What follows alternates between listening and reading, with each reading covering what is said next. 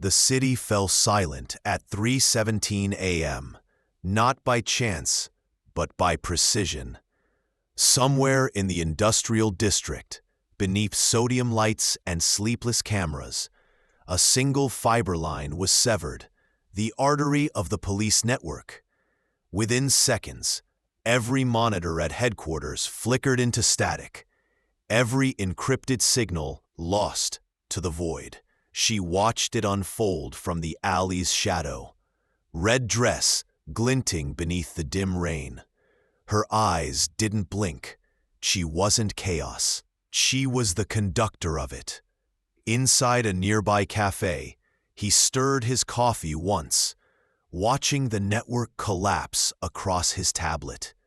His shirt clung to him from the heat, sleeves rolled, veins visible, a man waiting for purpose. They hadn't spoken in 3 years, but when the city went dark, they both knew it was time again. The blackout spread across the grid, yet in one corner of the city, a signal pulsed, faint, defiant. She moved through the morning light now, the red silk dress drying in the wind as dawn crept over glass towers. Her eyes searched not for danger, but for the echo of a name she hadn't spoken in years. Inside a repurposed train yard, he traced the broken fiber routes across holographic maps, bright threads of data, glinting like veins beneath sunlight. He could feel her code there, her precision, her rhythm. The city was waking, unaware of the fracture beneath its calm surface.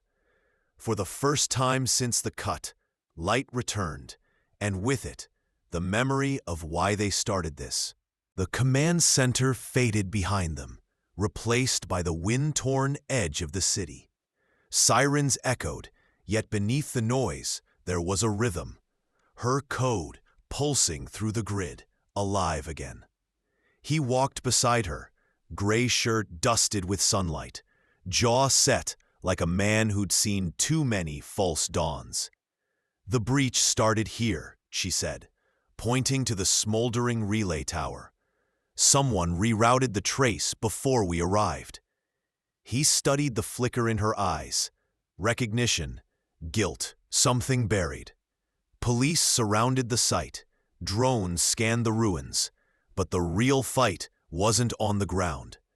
It was between two minds that once trusted each other completely.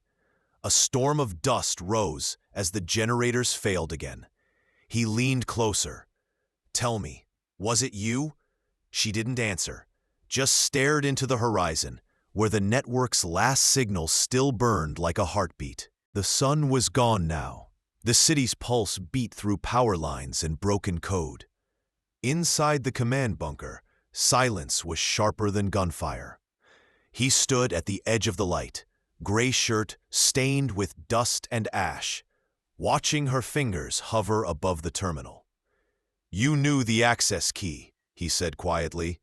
"Only you could have rerouted it." Her red dress glowed against the cold monitors, a single ember in the dark. "You think I'd turn against you? Against all of this?" The screens flickered, police data collapsing again into static. For a moment, their reflections merged in the glass. Trust, doubt, and something still unspoken. Then the alarms wailed. Agents burst in, shouting orders. She didn't move. He did. Toward her, not to stop her, but to see if she'd really crossed the line. Through the corridor where everything had started. She knelt beside the server core, red fabric torn, hands trembling but steady enough to finish the command. He watched from across the room, the gray of his shirt blending into the haze. "If you do this, the link dies forever," he said quietly. "It was never meant to last," she replied. Her voice cracked, but her eyes, those green eyes, never left his. The screens turned white, then dimmed to black. The city lights flickered, once, twice, then steadied. For the first time in days, the air was still. He stepped closer, the hum of power gone. You rerouted it again, didn't you?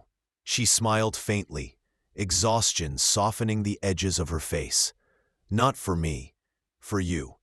And as the servers cooled and dawn crept through the shattered glass, the world came back online, without either of them in the frame.